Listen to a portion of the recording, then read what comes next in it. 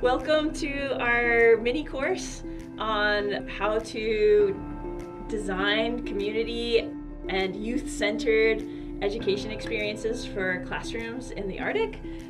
I'm Katie Spellman, but Elena Sparrow, my mentor, Elena came to my classrooms when I was little.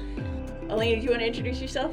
I'm Elena Sparrow. I'm really happy to be here with you, Katie. I'm a research professor in soil microbiology, but also have been working with Katie on science education, and as well as being Education Outreach Director at the International Arctic Research Center here at the University of Alaska Fairbanks. Yeah, so you've worked with a lot of scientists and teachers through decades. And community members, yeah, to figure out methods for good Arctic engagement with classrooms. Yes. Cool.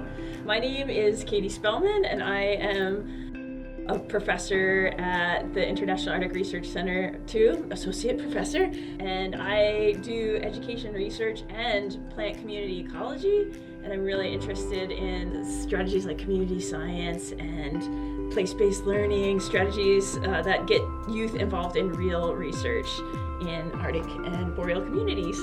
Yeah, and I grew up here in Fairbanks, Alaska, at the University of Alaska Fairbanks, and we're very excited to share practices that have emerged through experience and through the literature that will help you design really good classroom outreach. We don't want you to be a boring scientist that only shows PowerPoint slides or a really great photo slideshow. We want you to be a prepared and thoughtful person that goes into a classroom and engages.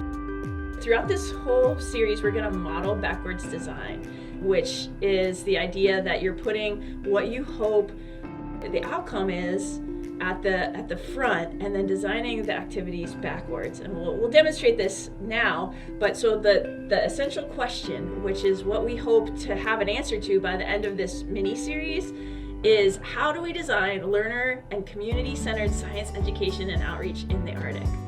And we have kind of three things that we will do during this mini course. Evidence-based on Arctic education design principles, how to guide and share examples. And the third one is practice designing an outreach program.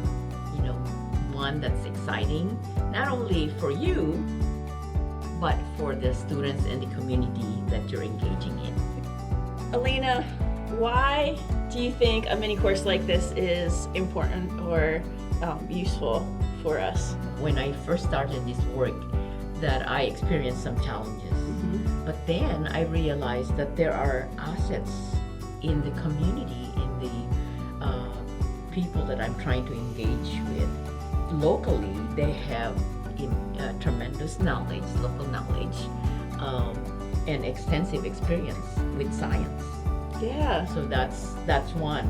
There is deep knowledge of plants, of animals, of the land and the relationship, and they have a holistic view and understanding of this relationship ecology. Yeah. That is, they might not call it ecology, but they have that true understanding of the relationship of all the different parts, including the non-living things. If you're somebody that's like going out into classrooms, there really are unique challenges that need to be considered. I was just on a video conference call yesterday with a teacher from Nikolai. There's 2 teachers in the whole village. The whole school is only 10 to 12 students, and they were talking about how there are really limited resources in their community because the population is just really small. And so when a scientist comes in, that researcher should be prepared with some really learner-centered activities in their back pocket. Some other challenges, so those teachers that I was talking to, they're moving to a different village next year, and so it's just another example of teacher turnover, which throughout the Arctic is a major challenge. What are some of the assets that counter teacher turnover? Well, the presence of elders in the community. Mm-hmm. They are the deep knowledge holders there, and also the potential for growing their own educators in the place who we know will stay.